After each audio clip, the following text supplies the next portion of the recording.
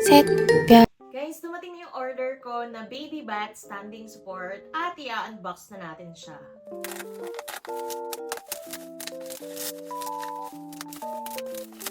Bumili ako nito kasi yung baby ko, hirap na siya pag naliligo siya tapos nakahiga pa yung pwesto niya. By the way, 1-year-old na siya, pero itong baby standing bath support is pwede simula 6 months up until na lumaki si baby. Ito siya. Nga pala guys, ilalagay ko yung link nito dito sa video. Kaya if gusto nyo rin bumili ng mga ganito is, ayan, nandyan lang yung link. Hala, maganda siya. Ayan, meron siyang rubber dito so hindi siya madula sa baby. Tapos, yung ilalim niya is meron ding rubber itong mga edge niya. Ayan. Tapos ito naman, ito yung nilalagay dito. Ayan. So, actually, mukhang hindi siya mahirap buuin. Kita mo naman yung mga holes niya. Siyang mga ganito. Hindi ko alam kung kita niyo yung parang pipindutin na parang pin or something. Hindi ko alam kung anong tawag dito. Pero ito, ilalak mo lang siya dito para hindi siya matanggal.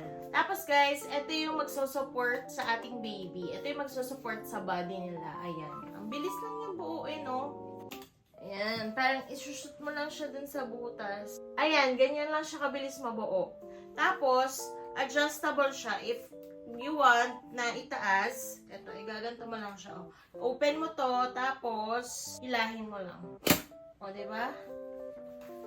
Nag-adjust na siya. So, ma-adjust mo siya depende sa height ni baby. Excited na akong paliguan ng baby ko. Tapos, pipindutin mo lang tong ilalim. Ito, meron ditong button kung saan papaluwagin mo to, itong support niya, para mailagay mo si baby. Tapos, sisikipan mo siya para hindi sila mahuhulog or mag-i-slide. Mag-i-slide. Tapos, pagtapos na kayo gamitin, meron siyang button dito para matupi natin yung kanyang handle. Ayan, natutupi ito guys. Ayan o. Tada!